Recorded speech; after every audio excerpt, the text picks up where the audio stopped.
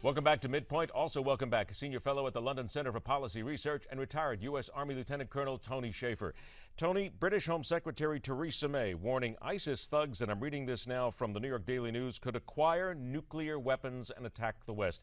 Is this a little bit of an overreach, or is there some reality stuck here in the sentence? No, we spent a great deal of time over the past 12 years, Ed. I've been on a number of what we call red teams looking at this issue.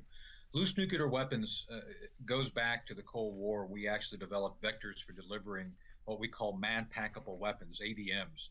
This is Google. You can Google this. This is not as well sensitive. It's publicly out there.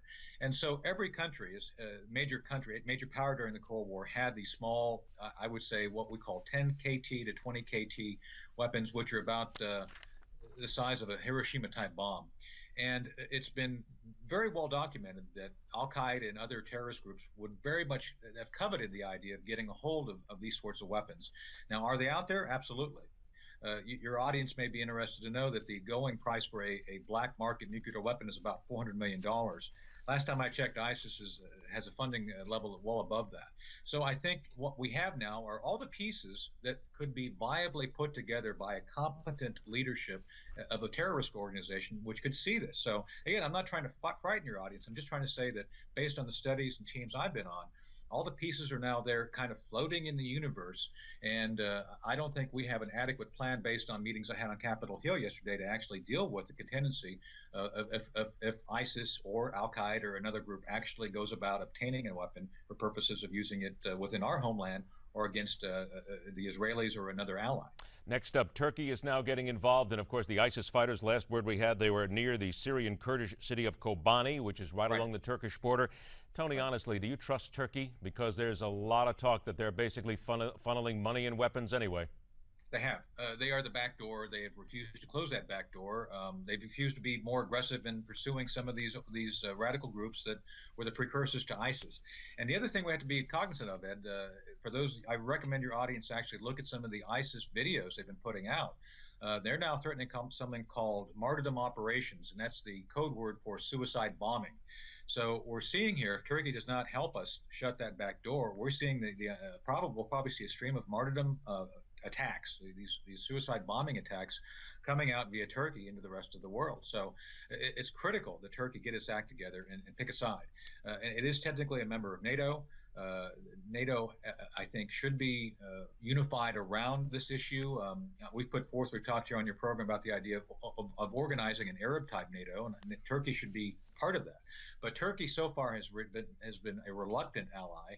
I know its political parliament finally voted to support operations against ISIS, but they have not been the best ally, and they are at a critical location and at a critical juncture that we must work with them if we're going to be successful in shutting that back door. Would there be any doubt in your mind whatsoever that if Turkish ground forces get involved in all this, that those ground forces are heavily infiltrated with people who are friends of ISIS and who absolutely will look to work from within against the Turkish forces and Americans?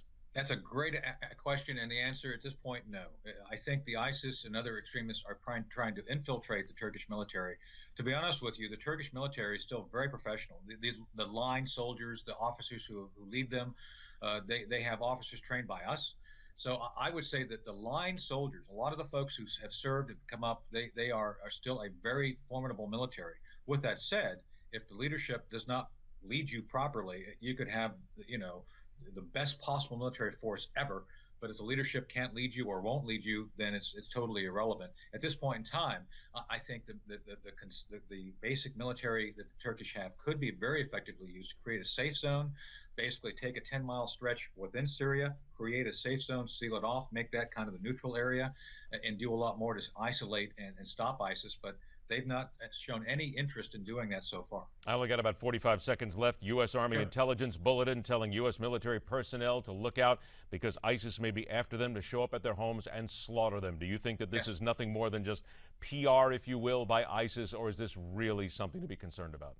Yeah, someone may have leaked that memo to the press, if you know what I mean. Yes, it's something that they should seriously be considering. That bulletin was given out because people need to understand two things. First, that there's an internal narrative that people are taking very serious within the government. And I think the American public needs to understand that the government needs to be a lot more forthcoming about real threat information. Secondly, yes, this is a real threat. You've seen radicalization, you've seen the beheadings in Oklahoma. There's more of that coming because the radical message is getting through to those who are both unstable and radicalized. So I think it's something we have to take very seriously. And personally, I believe that anyone who can be a target should be really looking at being much more aware of their environment, being much more security conscious, and being very much aware that ISIS is out for blood, and they don't care how they do it. Nobody does it better, bringing us the facts and the honest answers here. Lieutenant Colonel Tony Shaffer, thanks so much, my friend. We'll talk to you again soon. Thank you. Thanks for having me. Later on this hour, one who weighs in on the Washington Redskins' latest nickname tussle sees a little more than just a bit of political correctness. On Midpoint.